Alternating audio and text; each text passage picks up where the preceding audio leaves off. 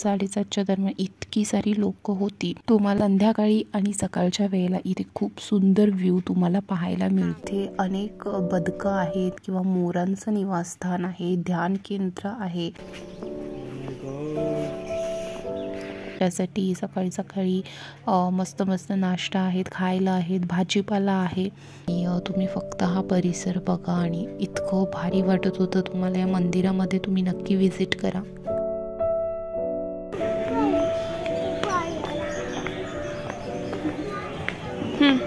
थालीपीठ आम्हाला इथे मिळालं, जे घरगुती पद्धतीने बनवलं होतं। म्हणजे शहरांमध्ये कमी प्लेसेस असतात असे जिथे खरंच खूप छान वाटतं। हॅलो नमस्कार, मी स्नेहा कटके। माझ्या नवीन ब्लॉगमध्ये मी तुमचं मनापासून स्वागत करते।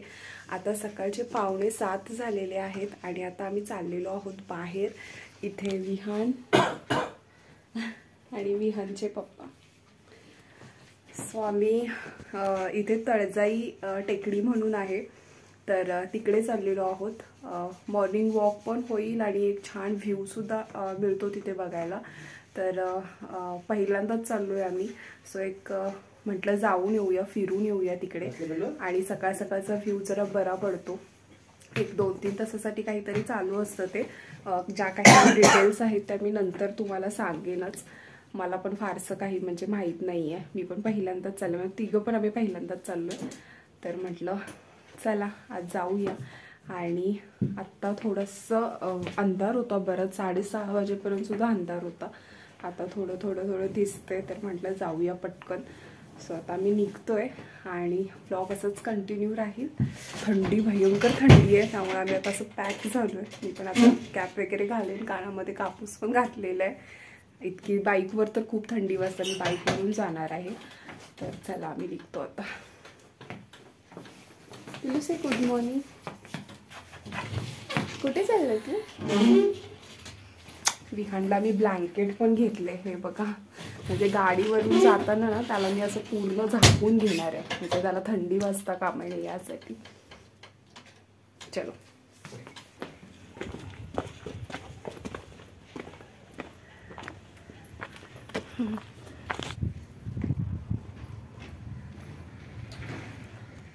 तर या दिवशी सगळीकडेच राममयी वातावरण होतं, कारण की आज श्रीरामांच्या मूर्तीची प्राणप्रतिष्ठा होणार होती। तर तुम्ही इथे बघताय कशा पद्धतीने सगळीकडे तयारी सुरू होती सकाळ सकाळ।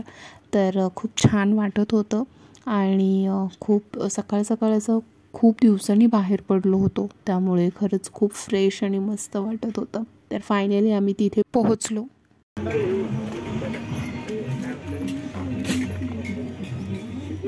तर तळजाई टेकडी आहे ही पुण्यात सर्वात मोठ्या टेकडींपैकी एक आहे आणि इथे आम्ही तर आश्चर्य केलं की मॉर्निंग सकाळी 7-7:30च्या दरम्यान इतकी सारी लोक होती। तुम्हाला जर फ्रेश एअर हवी असेल किंवा जर ट्रेकिंग करायचं असेल, जॉगिंग करायचं असेल, मॉर्निंग वॉक करायचा असेल, तर तुम्ही इथे येऊ शकता। संध्याकाळी आणि सकाळच्या वेळेला इथे खूप सुंदर व्ह्यू तुम्हाला पाहायला मिळतो। तरी वरती एवढी थंडी नाहीये, थंडीच नाहीये मुळात, म्हणजे म्हणूनच असणार।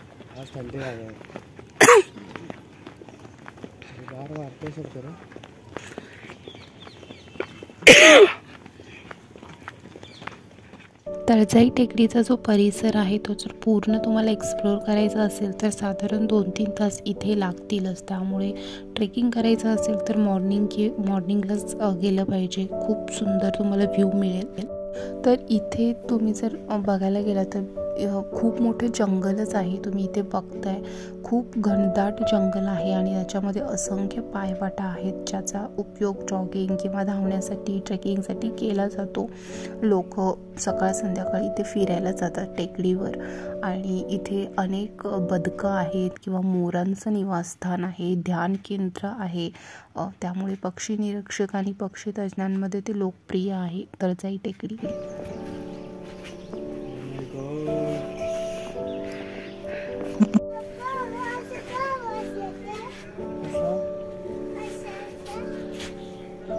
चला येशो ना ध्यान केंद्र।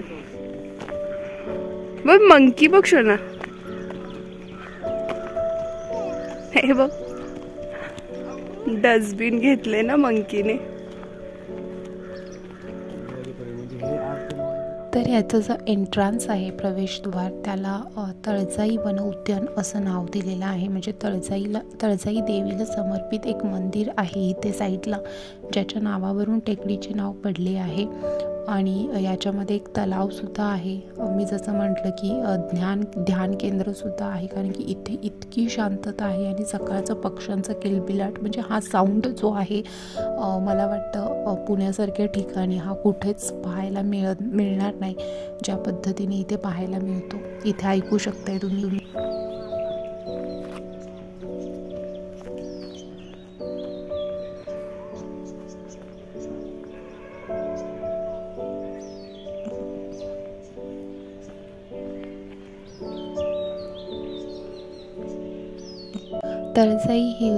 तळजाई टेकडीवर जर तुम्ही पहाटे किंवा संध्याकाळी उशिरा येथे आलात तर तुम्ही सुंदर सूर्योदय किंवा सूर्यास्ताचा आनंदसुद्धा घेऊ शकता, किंवा इथे तळजाई मंदिराला भेट देऊ शकता.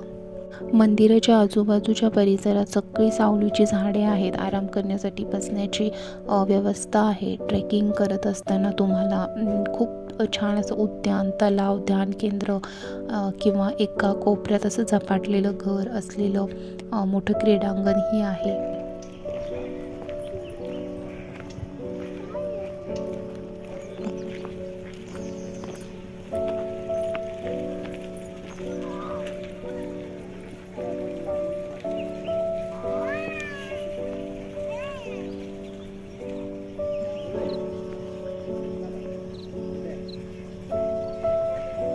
आम्ही खूप सकाळी गेलो होतो, त्यामुळे इथे सूर्याची कोवळी किरणं पडत होती अंगावर आणि इतकं भारी वाटत होतं या जंगलामध्ये.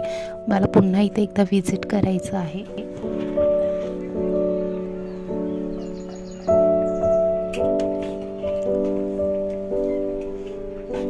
हाय विहान, हाय कर.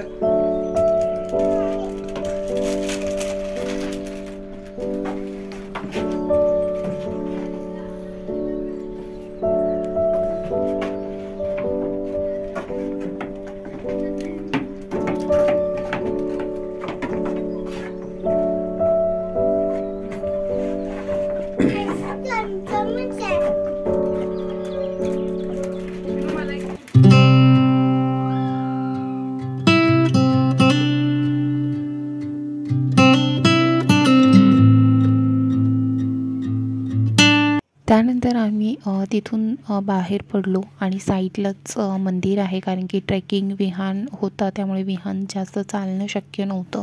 त्यामुळे विहानमुळे आम्ही जास्त असं काही चालू वगैरे शकलो नाही. फक्त तिथल्या तिथे फिरलो आणि मग बाहेर पडलो तिथून आतमधून जंगलातून. आणि इथेच बाजूला तुम्ही बघताय इथे खूप सारे स्टॉल लागलेले आहेत नाश्त्यासाठी. सकाळी सकाळी मस्त मस्त नाश्ता आहेत, खायला आहेत, भाजीपाला आहे.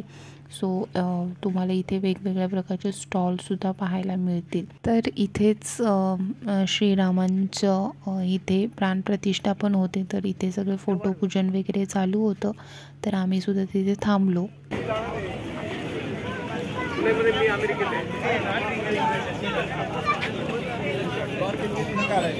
या ना तुमचं काढू का?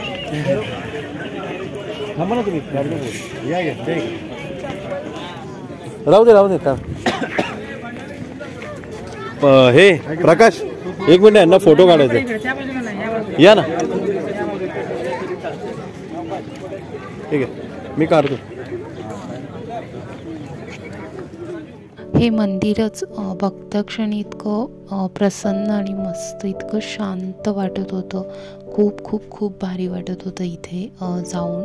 खूप मोठा परिसर आहे हा आणि मंदिराच्या बाजूला एक्सरसाइजसुद्धा करत होते सगळे मुलं किंवा मुली.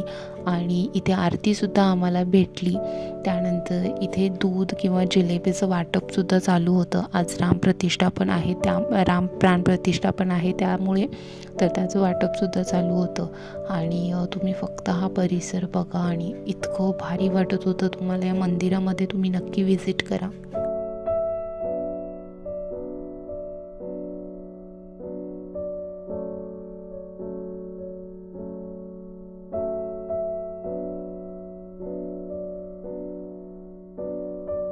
आम्ही कात्रजमध्ये राहतो, तर आमच्या 10 मिनिटाच्या अंतरावर ही तळजाई टेकडी आहे. याआधी आम्हाला कधी बघितलं नव्हतं किंवा माहिती नव्हतं.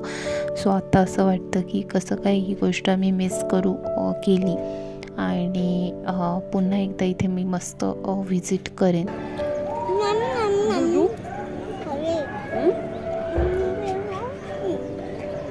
विहान मज्जा केला, कारण मला समाधान वाटलं विहानमुळं.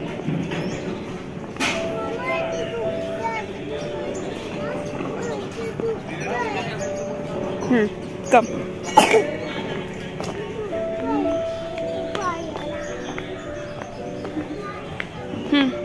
शूज काढ विहान, शूज काढ.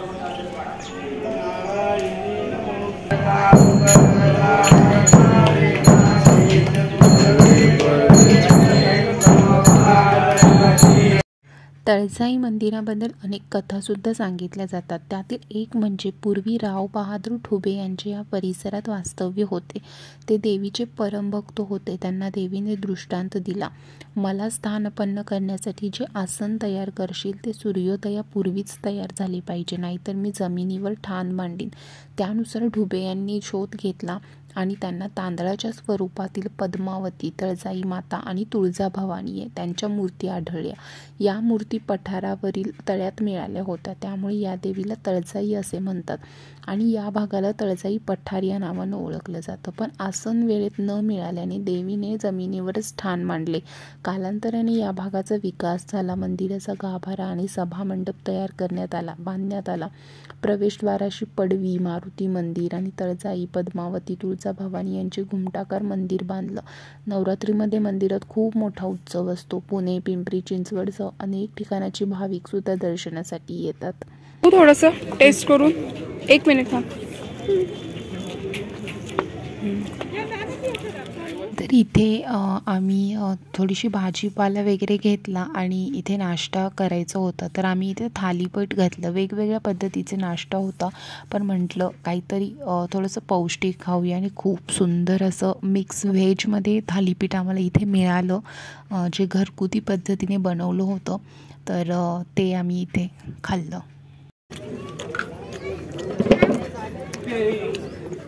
त्यानंतर आम्ही निघालो. इथे खाली एक खूप मोठं स्टेडियमसुद्धा आहे आणि तिथे पण म्हटलं जाऊन येऊया. तर तुम्ही इथे बघता, इथला आजूबाजूचा परिसरसुद्धा इतका क्लीन आहे. एक थोडीसुद्धा इथे कचरा किंवा कुठल्या पद्धतीची घाण इथे दिसणार नाही. इतकं स्वच्छ आणि सुंदर हा परिसर त्यांनी ठेवलेला आहे. सो हे एक स्टेडियम होतं जे आम्हाला समजलं, म्हणजे टेकडीपासून एक 5 मिनटाच्या अंतरावर असेल जर बाईकने जात असाल तर. आणि इथे सुद्धा आम्ही थोडा वेळ बसलो आणि मग निघालो. ओके, सो आता आम्ही चाललो आहे घरी. आता एका गार्डनमध्ये आलो आहे विहानला घेऊन. 10 वाजलेत आणि सकाळी 7 वाजल्यापासून 10 वाजेपर्यंत खूप छान फिरून झालेलं आहे. इतकं फ्रेश वाटते. तिकडे जाऊन आले, मजा आली, मस्त वाटलं असं नवीन काहीतरी बघायला. आणि अशी फ्रेश एअर पुण्यामध्ये, म्हणजे शहरांमध्ये कमी प्लेसेस असतात असे जिथे खरंच खूप छान वाटतं. पुन्हा भेटू एका नेक्स्ट ब्लॉगसह. तोपर्यंत stay happy, stay healthy. Bye bye. Hare Krishna.